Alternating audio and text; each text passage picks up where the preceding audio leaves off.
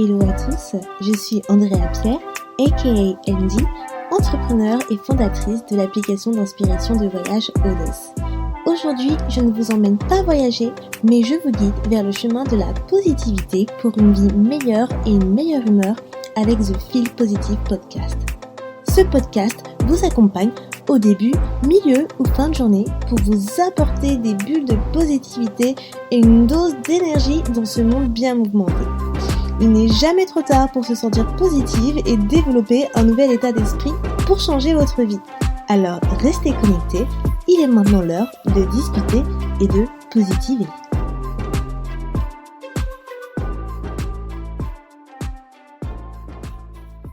Hello tout le monde, je suis ravie de vous retrouver aujourd'hui pour l'épisode 8 du Feel Positive Podcast. Et aujourd'hui c'est un épisode spécial, donc spécial parce que j'ai eu 28 ans il y a 2 semaines et je suis donc super contente d'avoir eu 28 ans.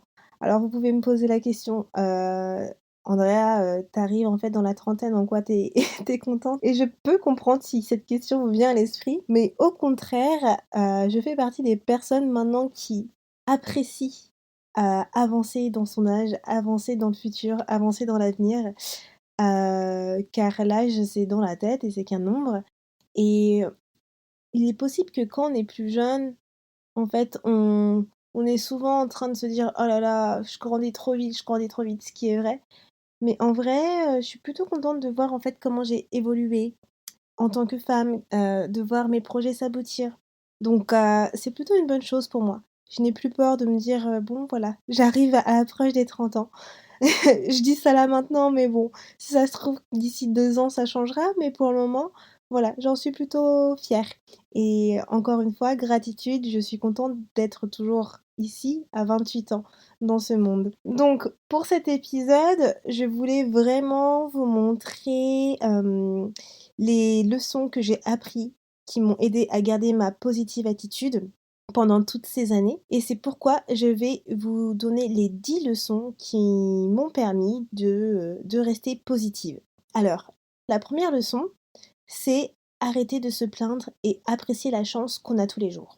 Donc, ça c'est quelque chose que je souhaite vraiment mettre en avant, car déjà, qu'on se le dise, les Français, on adore se plaindre.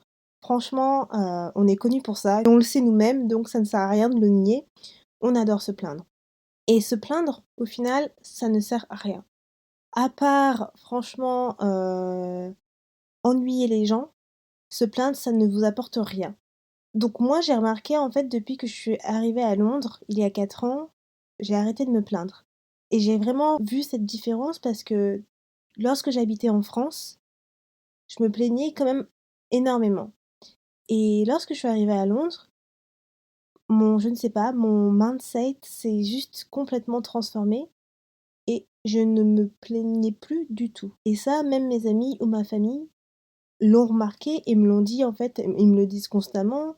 Ils me disent, «Oh Andy, tu changé, tu te plains plus». Et je pense que c'est parce que j'ai tellement appris pas mal de choses sur moi, j'ai appris tellement de choses en habitant dans un pays étranger que j'ai remarqué que se plaindre ne sert à rien. Il n'y a pas de raison, en fait, de se plaindre, car justement, en exprimant ma gratitude au quotidien, je me suis dit: «Andrea, tu n'as aucune raison de te plaindre. Donc apprécie les choses, que tu as au quotidien, apprécie la chance qu'on a tous les jours». Donc ça, c'est une première chose à faire. Donc je peux comprendre que parfois on a envie de se plaindre, qu'il y a tellement de choses qui arrivent dans la vie et tu peux passer une très mauvaise journée et tu envie juste simplement de pousser ton coup de gueule. Donc oui, tu peux le faire. Ça, OK, il y a pas de souci.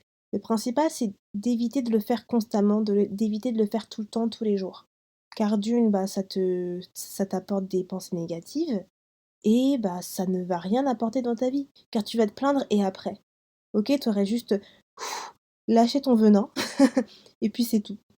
Mais au final, tu lâches ton venin, mais tu lâches ton venin aux autres, mais les gens, ils ont pas besoin de savoir ton venin. Donc comme j'ai dit, de temps en temps, c'est OK de se plaindre, mais quand c'est constamment, ça commence à être un petit peu lourd.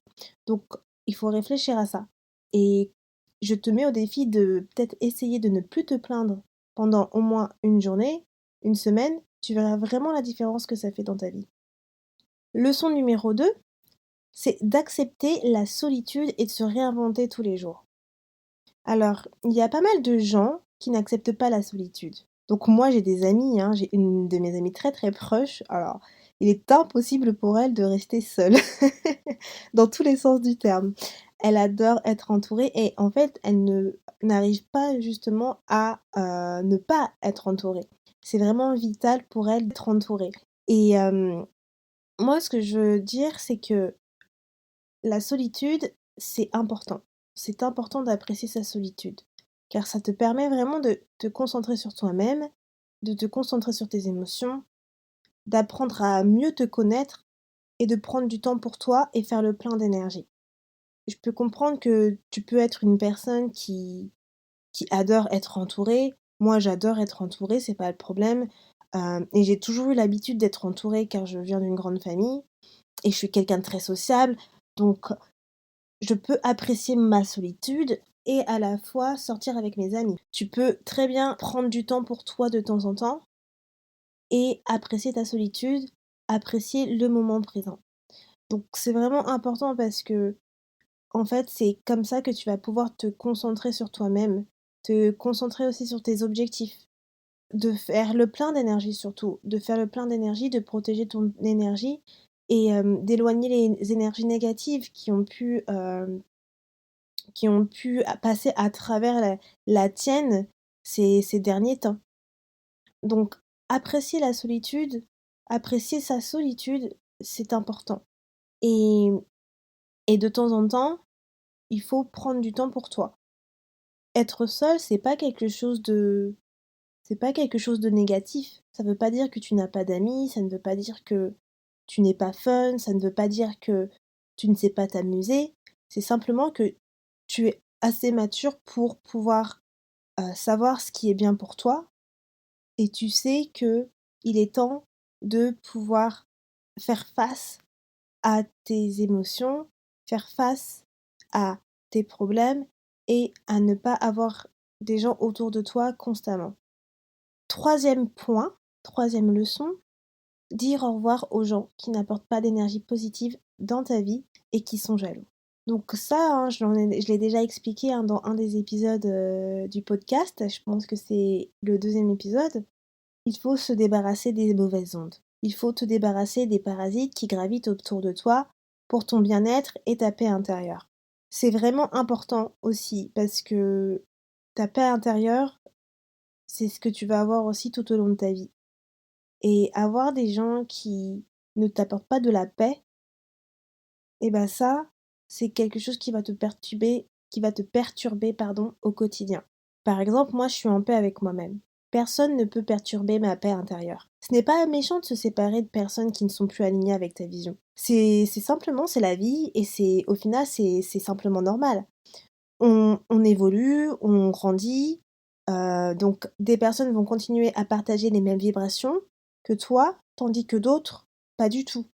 Tu vas rencontrer d'autres personnes qui seront peut-être meilleures que les gens que tu avais dans ta vie auparavant et qui vont t'apporter beaucoup plus que les autres personnes que tu avais dans ta vie en très peu de temps. Donc, il faut pas avoir peur de se dire: «Oui, cette personne que j'avais dans ma vie, je je la mets de côté. Je la laisse aller, en fait, tout simplement». Ce n'est pas méchant, c'est pas et tu vas pas être puni parce que tu veux te concentrer sur toi et tu veux te concentrer sur ton bien-être et sur ta paix intérieure. Ce qui m'amène au quatrième point, s'entourer de bonnes personnes. Entoure-toi des personnes bienveillantes, avec une bonne aura et de vibration. Des gens qui te veulent du bien et qui t'encouragent au quotidien. Entoure-toi de personnes qui, comme toi, ne se plaignent pas et qui partagent la même vision que toi. Donc, ce que je veux dire, c'est que au fur et à mesure, quand tu avances dans la vie, plus tu grandis, moins tu es dans le drama, moins tu veux dépenser ton énergie pour des gens qui ne méritent pas et qui sont négatifs. Par exemple, moi, je ne suis plus dans le drama. Je ne dépense pas mon énergie pour des gens, comme je disais, qui ne méritent pas et qui vont perturber mon champ énergétique. Donc je fais vraiment attention à ça et je vais plus négocier. Je vais plus perdre mon temps à me fight avec des gens qui n'en valent pas la peine. Donc tu penses telle chose? OK, très bien. Moi, je ne vais pas argumenter.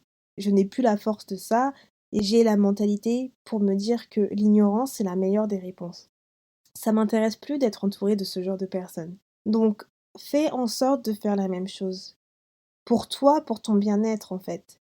Et dis-toi que ce n'est pas parce que, par exemple, tu n'argumentes plus sur des choses qui n'en valent pas la peine que ça veut dire que tu as pas de caractère. Au contraire, ça montre que tu es assez sage et assez mature pour ne plus provoquer en fait de bataille. Et ça, c'est une grande victoire. La leçon numéro 5, c'est faire une digital detox pour se concentrer sur toi-même. Alors, des journées sans télé, c'est aussi inclus. Ça fait partie de la digital detox. Mais essaye, si possible, d'une fois par mois, de ne pas te connecter sur les réseaux sociaux ou par semaine ou au moins pendant une journée, ne pas regarder la télé. Alors, la digital detox, franchement, c'est quelque chose à essayer et c'est quelque chose que moi j'ai fait pendant très longtemps, que je continue à faire, mais qui est un peu plus complexe parce que quand tu as un business, quand tu as une marque, c'est différent. On n'a pas le choix, on a besoin de se montrer forcément sur les réseaux sociaux pour, voilà, bah, pour promouvoir sa marque. Et depuis que j'ai Odos, forcément, les réseaux sociaux, je suis obligée de me connecter tous les jours. Et pareil aussi sur mon réseau, professionnel, Instagram, en tant que Andrea Pierre, j'essaie d'alimenter en fait, le réseau pour pouvoir en fait promouvoir les podcasts, tout ça. Donc quand tu commences à devenir une marque, tu n'as pas forcément le choix. Mais il faut savoir faire la part des choses. Il faut faire la part des choses en te disant que travailler pour ton business, c'est quelque chose, c'est travailler pour ton business. Ça n'a rien à voir avec continuer à scroller sur tout autre type de feed ou actualité. Donc, moi, j'essaye de faire toujours des digital detox même si j'ai ma marque.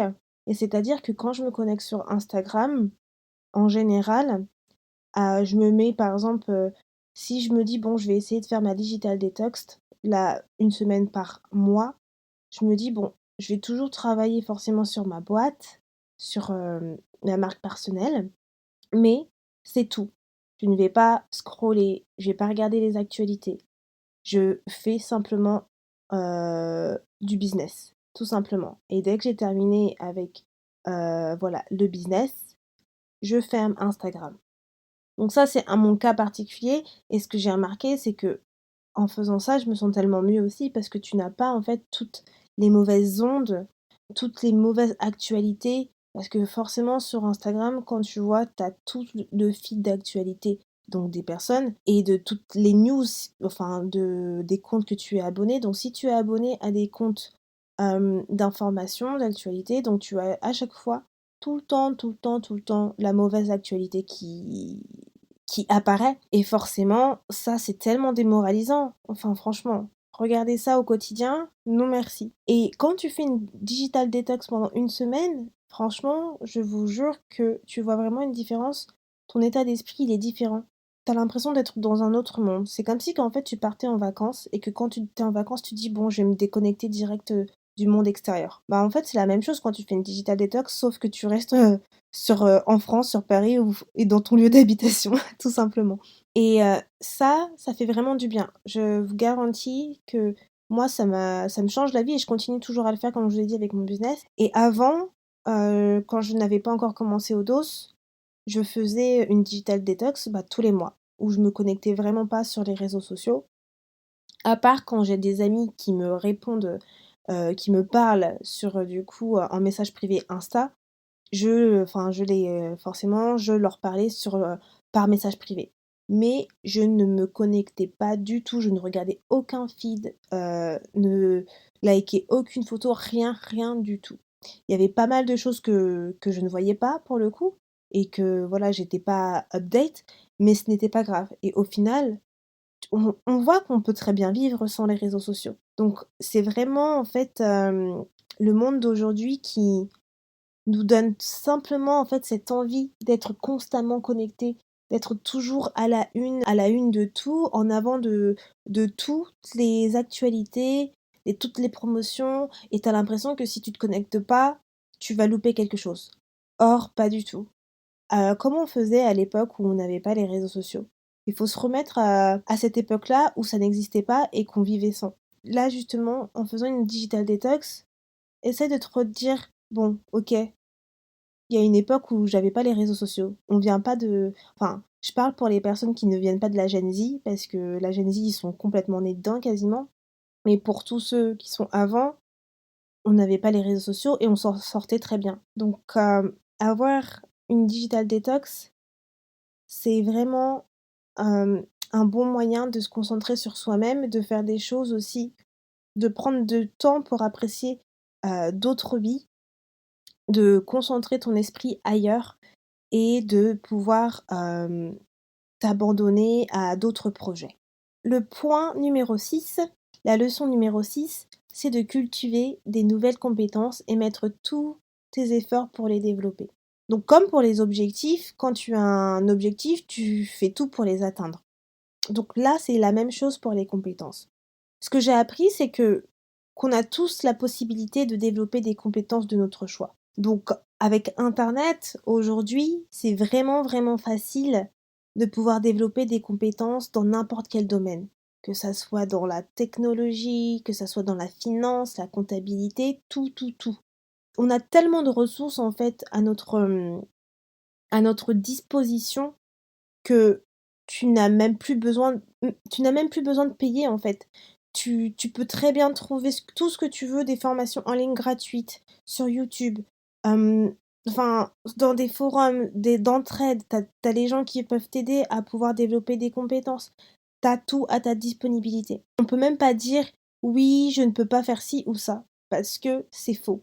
Avec internet, tu as la possibilité de tout faire. Donc, si tu as une compétence que tu souhaites développer, ce que j'ai appris, c'est que tu y mets tous les efforts dedans. Tu mets tous les efforts dedans comme si tu atteignais un objectif, car c'est la même chose. Et c'est vraiment important parce que ce que j'ai appris moi surtout, c'est que en étant entrepreneur et en ayant ma propre marque, j'ai fait tout toute seule. J'ai commencé et j'ai tout fait toute seule. J'ai tout appris toute seule. Donc j'ai dû développer moi-même certaines compétences que je n'avais pas. Comme compétences, ça va être des compétences par rapport à tout ce qui est développement, par rapport au développement de mon application mobile. Il y a pas mal de choses que je ne savais pas. Donc j'ai dû me former toute seule. J'ai des choses que je ne savais pas en termes de tout ce qui est comptabilité. Où là aussi, j'ai dû me former toute seule. Donc j'ai dû apprendre, apprendre, apprendre. Donc là, j'ai dû apprendre parce que je n'avais pas forcément le choix, mais j'ai mis tous les efforts pour pouvoir apprendre ces compétences-là et je n'ai pas lâché l'affaire. Parce que c'était important pour moi, parce que c'est des choses qui vont également m'apporter au quotidien, mais aussi pour mon futur. Il faut, vraiment ne jamais laisser tomber et prendre vraiment au sérieux tout ce que tu fais. Il faut mettre tous les efforts et énergie pour développer la compétence que tu souhaites apprendre, comme tu fais pour un objectif. Ce qui m'amène au point du coup suivant, le point numéro 7, s'engager à atteindre les objectifs que tu as fixés et ne jamais regarder en arrière. Alors, pourquoi c'est important de se fixer des objectifs? Car ça te permet d'avancer dans ta vie et de ne pas stagner. Après, c'est vrai que il y a des personnes, elles n'ont pas d'objectif dans la vie. Ça existe. Moi, je connais des personnes, elles ont aucun objectif dans la vie, et elles sont très bien comme ça. Bon, OK. On a tous des personnalités et des caractères différents.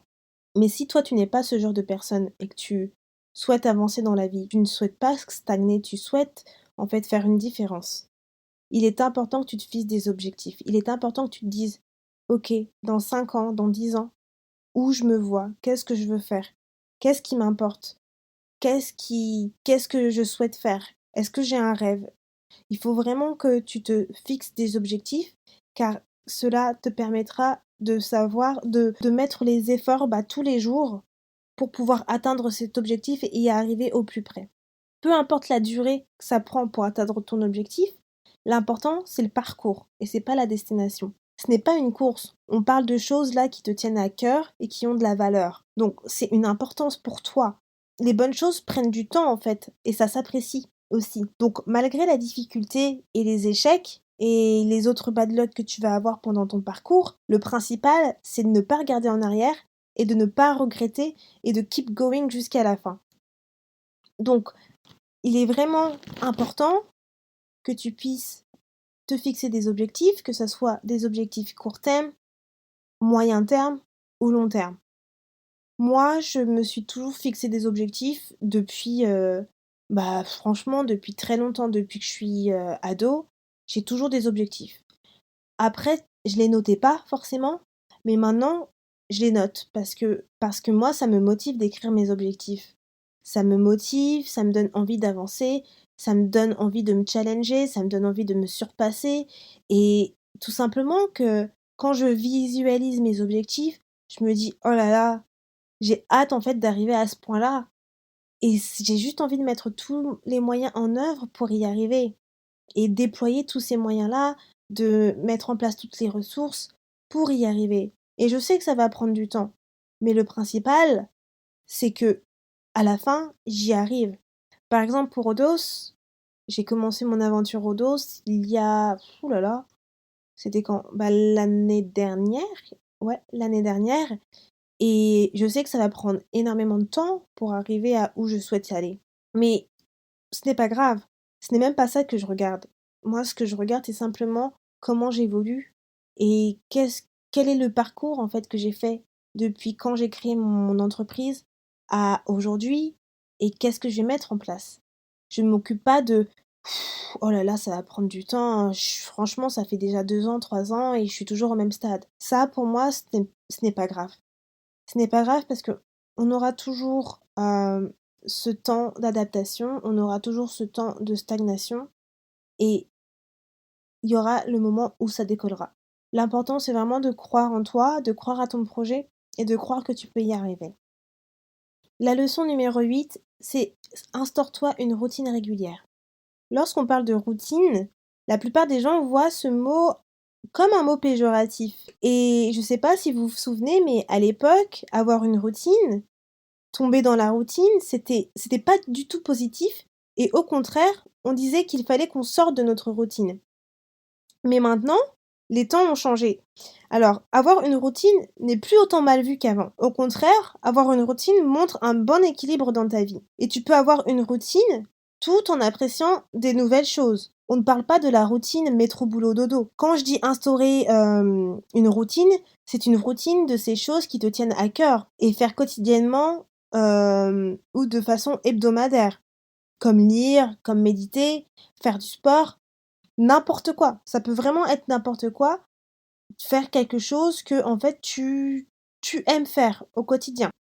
Moi, j'aime avoir ma routine et quand je ne respecte pas ma routine, c'est comme si mon cerveau, il le savait, car il connaît mes rituels et c'est comme si lui-même, il s'impatientait de démarrer ma routine quotidienne.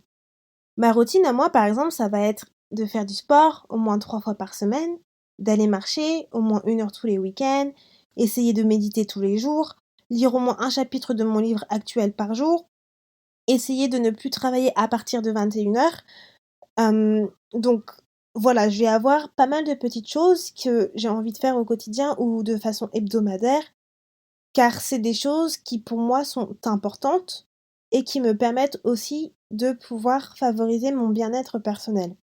Aussi, la routine, ça te permet de te créer des limites, surtout si vous êtes entrepreneur, parce que quand vous êtes entrepreneur, on a tendance à travailler beaucoup trop et à ne pas prendre du temps pour soi. Donc c'est pour ça que par exemple dans ma routine, j'instaure essayer de ne plus travailler à partir de 21 heures. Parce que sinon, je sais que je peux travailler pendant des heures et j'aurai après un manque de sommeil, je vais être fatiguée, je vais être, enfin mon esprit, il sera pas là. Tous les jours, je commencerai à être de moins en moins concentrée et je pourrai plus avoir cette créativité que j'ai, au quotidien. Donc c'est vraiment important pour moi d'instaurer une routine et c'est une des leçons qui m'a vraiment permis de pouvoir être comme je suis maintenant et de me sentir bien avec moi-même, d'être, également, beaucoup plus concentrée, d'être aussi beaucoup plus, régulière sur pas mal de choses et de développer en fait, ma positivité, de développer ma créativité, donc de développer pas mal d'autres choses. Leçon numéro 9, c'est d'apprendre de chaque erreur que tu fais. L'erreur est humaine, l'échec fait partie aussi du process. Mais il est important que tu acceptes les erreurs et les échecs et de les transformer en opportunités. C'est facile à dire, hein, je sais, hein. Je sais que c'est très simple à dire, mais moi je fais partie des personnes qui, qui a du mal à accepter l'échec. Pourtant, je n'ai pas eu réellement d'échecs dans ma vie. Pour moi, les échecs que je vais, considérer comme échecs ne seront pas forcément des échecs pour d'autres personnes. Mais pourtant, pour moi, dans ma tête, ça va être des échecs, alors que ce n'est pas du tout. Et j'avais beaucoup de mal à accepter mes échecs. Je me disais: «Bon, j'ai des échecs dans ma vie, c'est nul». Or, je sais très bien qu'il faut pas que je me rabaisse. Et j'ai appris tout au long de je vais pas dire tout au long de ma vie parce que c'est pas tout au long de ma vie, mais j'ai appris, on va dire, ces dernières années que l'échec, ça fait partie du process. C'est comme les erreurs. On ne peut pas tout savoir, on ne peut pas tout faire bien. Sans erreur et sans échec, tu n'apprends rien dans la vie. On n'est pas des robots. Si tu ne fais pas d'erreur et tu ne fais pas d'échec, tu ne viens pas de notre terre en fait, hein. Je te le dis direct. Mais c'est en faisant des erreurs en fait qu'on apprend. C'est en ayant des échecs aussi qu'on apprend. Et, et moi j'ai fait pas mal d'erreurs dans ma vie. J'ai fait pas mal d'erreurs, que ça soit professionnel ou personnel. On en fait des erreurs constamment. Et le plus important, c'est d'apprendre de ces erreurs-là. C'est ça la leçon, c'est vraiment d'apprendre des erreurs. Parce que si tu fais des erreurs, mais au final, tu fais que de les répéter, tu fais toujours le même schéma, par contre ça, au bout d'un moment, c'est que tu n'as toujours pas compris tes erreurs. Mais ce qu'il faut que toi tu fasses, c'est de te dire: «J'ai fait ces erreurs-là», tu l'analyses, qu'est-ce qui est arrivé? Comment ça se fait que j'ai fait cette erreur? Et qu'est-ce que je dois faire pour ne plus faire cette erreur? C'est ça qu'il faut faire. Et pour finir, la dernière leçon que j'ai apprise, c'est de faire de toi une priorité. Donc ça, encore une fois, hein, j'en ai déjà parlé.